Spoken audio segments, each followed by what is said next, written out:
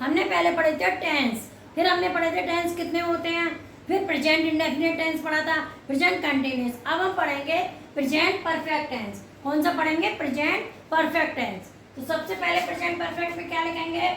Introduction. क्या लिखेंगे? Introduction, जिसे हम बोलते हैं पहचान। क्या बोलते हैं? पहचान। पहचान क्या होती है इसमें? चुका है, चुकी है, चुके हैं। पहचान क्या होती है? चुका है, चुकी है, चुके हैं। यूज क्या आता है इसमें? देखिए, सिंगुलर के साथ, सिंगुलर सब्जेक्ट के साथ,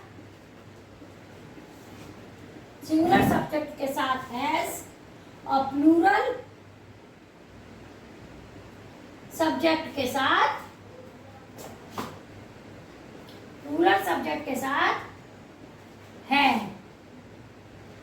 का यूज करते हैं। नेक्स्ट पॉइंट आपका, इनमें वर्ब की थर्ड फॉर्म, कौन सी फॉर्म लगती है? थर्ड फॉर्म का यूज करते हैं, का यूज करते हैं।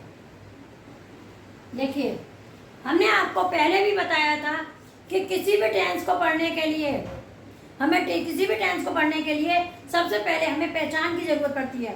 पहचान आपकी होती है किसी भी टेंस के लिए अलग अलग होती है। अब हम आप पढ़ रहे हैं आपका प्रेजेंट परफेक्ट टेंस। इसमें पहचान क्या होती है?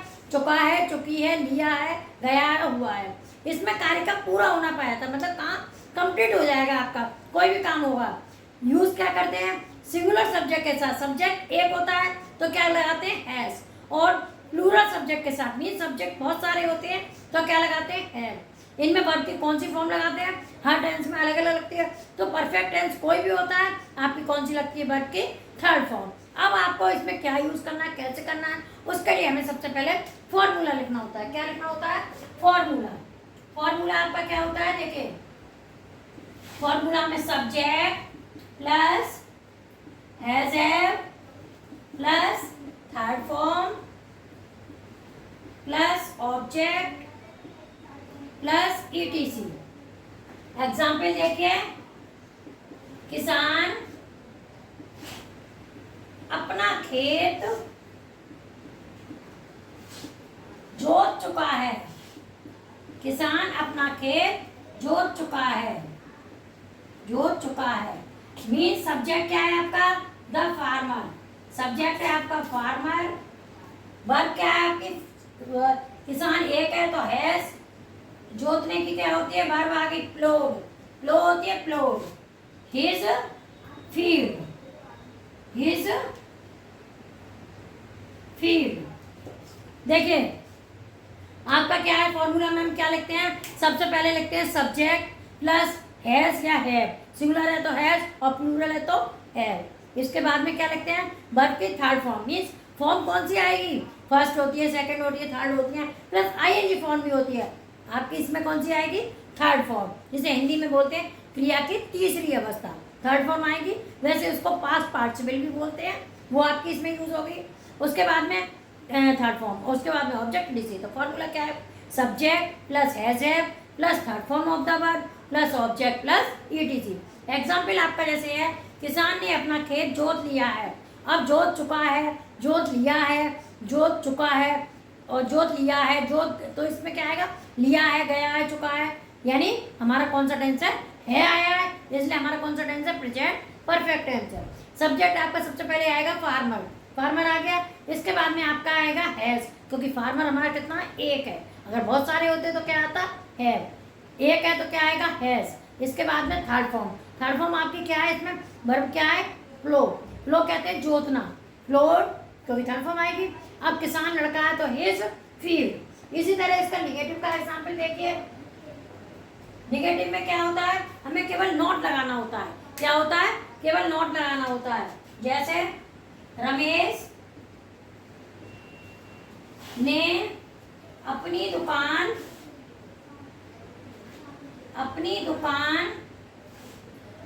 नहीं बेची है, नहीं बेची है।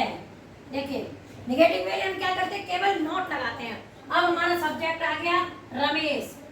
रमेश अब सिंगुलर हैज नॉट। अब बेचने की होती है सेल, थर्ड फॉर्म हो गई आपकी sold his shop. His shop. देखिए निगेटिव में क्या लगाते हैं कि बस नॉट लगाते हैं, एज इट इज आपका रहता है, फॉर्मूला आपका वही हो जाएगा। हैज के बाद केवल आपको नॉट लगाना है, जैसे subject plus has plus not plus third form plus object plus etc.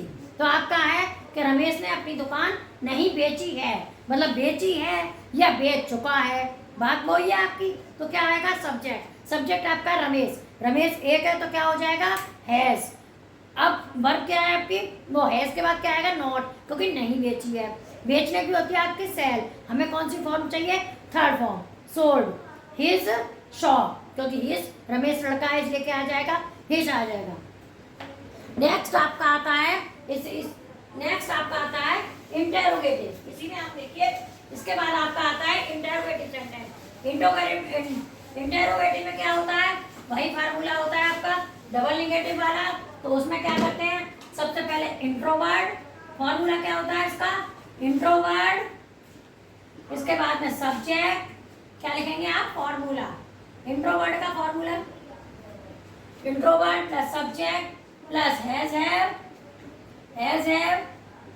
Plus third form plus object और प्लस ईटीसी। वे कल कहाँ गए हैं, वे कल कहाँ गए हैं। अब देखिए कहाँ की क्या होती है वेयर, क्या होती है वेयर। अब इसके बाद में बहुवचन है तो क्या आ जाएगा have, they gone, third form they gone. अब यस्टरडे, क्योंकि कल की क्या होती है यस्टरडे, इसमें गए हैं यानी बीता हुआ कल आया है तो क्या हुआ यस्टरडे। देखिए अब आप एग्जाम्पल देखिए, वे कल कहाँ गए हैं, इसका मतलब क्या है। देखिए इंटरोगेटिव सेंटेंस में क्या होता है कि अगर इंट्रो क्या शब्द सब्जेक्ट से पहले आता है तो हमें क्या लिखना होता है, उस टेंस की हेल्पिंग वर्ब लिखनी होती है। और जब इंट्रोवर्ड बीच में आता है तो हमें क्या लिखना होता है, सबसे पहले इंट्रोवर्ड। अब इसमें है वे कल कहाँ गए हैं, वे कल कहाँ गए हैं, इसका मतलब कहाँ की पहले आएगी क्या होती है वेयर। इसके बाद में अब दे प्लूरल है, क्या आएगा हैव, दे हैव गॉन, क्योंकि गो जाने की होती है, थर्ड फॉर्म हो गई गॉन, गॉन देयर यस्टरडे। आप इसका स्क्रीनशॉट ले लीजिए, आपका आज प्रेजेंट परफेक्ट कंप्लीट हो गया। Thank you.